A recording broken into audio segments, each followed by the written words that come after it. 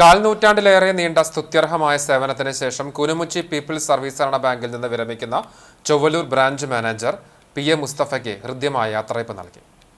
Bank head office അങ്കണത്തിൽ നടന്ന യാത്രയയപ്പ് സമ്മേളനം മുരളി പെരുന്നെല്ലി എം.എൽ.എ. ഉദ്ഘാടനം ചെയ്തു. മുസ്തഫ കേവലം സഹകരണ പ്രസ്ഥാനത്തിനകത്ത് വന്നിരുന്ന് ഇങ്ങനെ കണക്ക് നോക്കലും ക്ഷീണ പണി മാത്രമല്ല, പൊതുപ്രവർത്തന രംഗത്ത് സജീവമായി നിലനിൽക്കുന്ന ഒരു പ്രവർത്തകരാണ്. പൊതുജനങ്ങളുടെ വേദന എന്താണെന്ന് കൃത്യമായിട്ട് അറിയാൻ കഴിയുന്ന ഒരാളാണ്.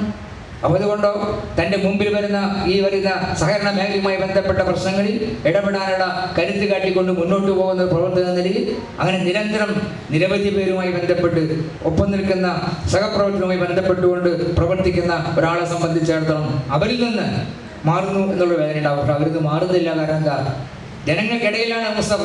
അപ്പോൾ അതുകൊണ്ട് റിട്ടയർ ചെയ്തതുകൊണ്ട് വലിയ വേദന ഉണ്ടാകേണ്ട യാതൊരു കാര്യമില്ല എന്നാണ് എനിക്ക് തോന്നുന്നത്. മുസ്തഫയ്ക്ക് വേദന മുസ്തഫ പറയുന്നത്.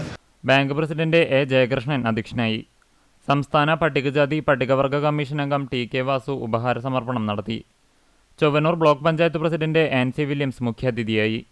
കണ്ടാണശ്ശേരി ഗ്രാമപഞ്ചായത്ത് പ്രസിഡന്റ് മിനി ജയൻ, ചൂണ്ടൽ പഞ്ചായത്ത് പ്രസിഡന്റ് രേഖ സുനിൽ, ജില്ലാ പഞ്ചായത്ത് അംഗം A V. Vallabhan, block panchayat vice president K G. Pramod, Kandanassery grama panchayat അംഗങ്ങളായ പി.കെ. അസീസ്, എ. കൃഷ്ണൻ, ബാങ്കിന്റെ മുൻ പ്രസിഡന്റുമാരായ P R N. Nambeesan, C. Ambikesan, M B. Praveen, Kerala cooperative employees union CITU ജില്ലാ secretary C.D. Vasudevan, bank secretary K.G. Biju, ഭരണസമിതി അംഗം C.A. ഗോപി, സ്റ്റാഫ് പ്രതിനിധി K.P. അജിത് എന്നിവർ സംസാരിച്ചു.